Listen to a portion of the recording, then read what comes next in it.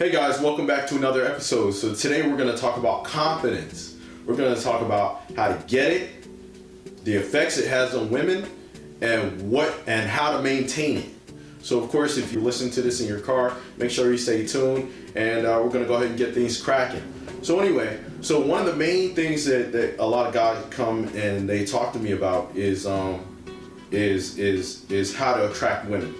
And aside from like running game on them and being very manipulative and everything, one of the more natural ways that you can attract women is through confidence.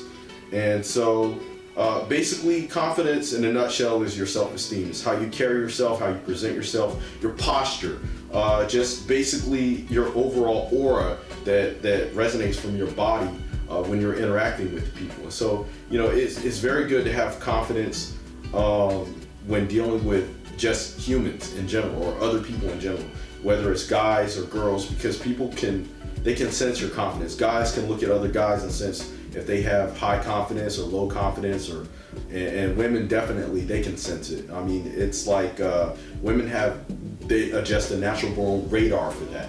But anyway, so basically that's what it is, and the effects that it has the effects that it has on women is like mind-blowing. You could be the ugliest guy in the world, but you have high levels of confidence. You exude high levels of confidence and power, and women will just be attracted to you like flies on shit.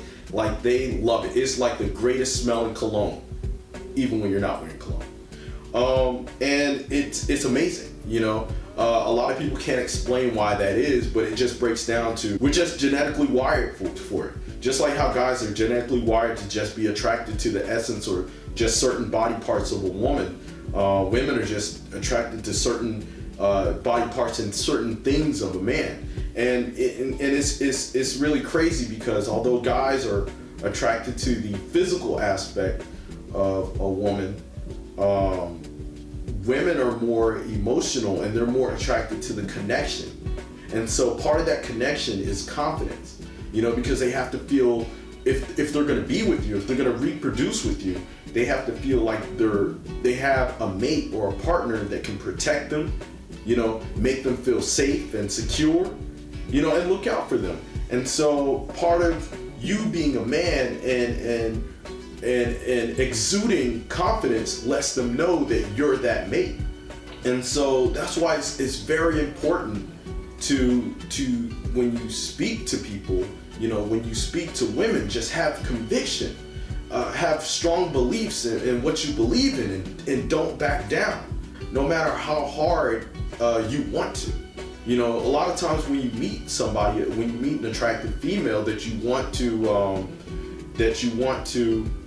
be with, what I'm guilty of doing, and what a lot of guys are guilty of doing, is that you find commonalities with that person, and all of a sudden you back down on your beliefs. She might be a particular religion, and you might be a particular religion, and now all of a sudden you're swaying your beliefs to believe what she believes, because you think, oh, if we're not the same, she's not gonna like me. But the truth is that it's what makes you different. That's what's going to make her attracted to you. What makes you different, and how grounded you are in your own beliefs. And so that's why they always say, be yourself. And although like some people are like, oh, I'm a lame, I'm a geek, and I'm a nerd. Being myself never works. Well, it does work. But if you're a nerd and you're a geek and you're into Star Wars, be confident in that. Be like, I like this shit, and that's what I like. And it's like, you could approach the most beautiful girl and have that belief, and she'll still like you for who you are, as long as you're confident in it. But it's always when you have that wavering confidence, like, oh, you're a nerd and you're into this shit, and you're like, yeah, I like it, kind of. It lets her know you're a pussy, and they don't want to be with you. And so that goes on to I guess that'll lead into our next point of maintaining your confidence, because a lot of times you get into a relationship and or you end up in a certain situation where you don't feel as confident. Like for me, I struggled with depression when I was younger, and it would it would make me feel less confident, And so for me, the confidence builders that I would do and take, and everybody's different, but for me, I would always go out. I would always go out and get out of my shell, or get out of a familiar scenario. If I've always frequent a certain bar, I would go to different bars just to meet other people. And that would help make me more confident with meeting people, because that was one of the biggest issues and fears that I had as far as my own beliefs. There's certain things that take time. Take time and acceptance. Like, the number one thing you can do is accept who you are. There's nothing wrong with accepting who you are. If you have issues with yourself, fix them.